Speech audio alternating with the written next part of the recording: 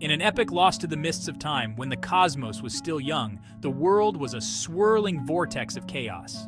From this primordial soup, the gods emerged, majestic and powerful. Among them was Varaha, the boar, a being of immense strength, his hooves capable of shaking mountains, and his snort the harbinger of storms. Varaha was tasked with the sacred duty of protecting the earth, a responsibility he shouldered with pride. Varaha roamed the heavens, his watchful gaze ensuring peace and harmony. The earth, in these nascent stages, was a delicate sphere, still finding its footing in the vast emptiness. Its inhabitants, both human and beast, looked upon Varaha with reverence and awe. Little did they know a storm was brewing, a test of Varaha's might and his wisdom. Time, in its relentless march, brought change. The innocence of the world's early days faded, replaced by ambition and pride. Varaha, witnessing the shift, felt a growing unease. The power he wielded, once a source of pride, began to feel like a burden, a constant reminder of his immense responsibility. One day, as Varaha surveyed his domain, he felt a tremor run through the earth. It wasn't the familiar rumble of a natural quake, but something far more disconcerting, a tremor of fear.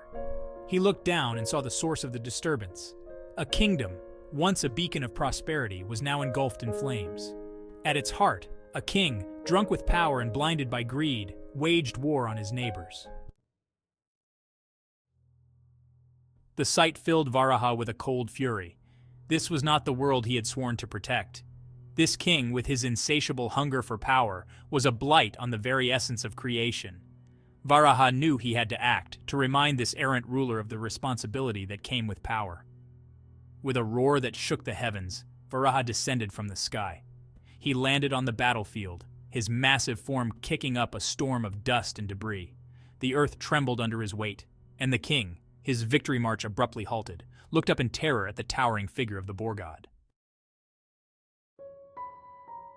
The king, his arrogance momentarily forgotten, fell to his knees. He begged Varaha for mercy, blaming his actions on a misguided quest for glory. But Varaha had seen the destruction, the suffering caused by the king's unchecked ambition.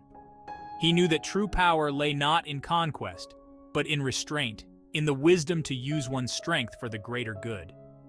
Varaha decided to teach the king a lesson he would never forget. With a flick of his mighty tusk, Varaha lifted the king's opulent palace into the air. He held it aloft, a fragile plaything in his grasp, as the king watched in horror. "This," boomed Varaha, his voice echoing across the ravaged land, "is the consequence of your actions. This is the weight of the lives you have destroyed, the harmony you have shattered." The king, his face pale with terror, could only nod mutely. He understood now the true meaning of power, the heavy responsibility it carried. Varaha, satisfied that his message had hit home, gently lowered the palace back to the ground. He then turned to the king, his gaze softening. "Power," he said, "is not inherently evil. It is a tool, a force that can be used for creation or destruction. The choice, king, is always yours." With those words, Varaha returned to the heavens, leaving behind a sobered king and a world teetering on the brink. The lesson he imparted that day echoed through the ages, a timeless reminder that true power lies not in might, but in responsibility.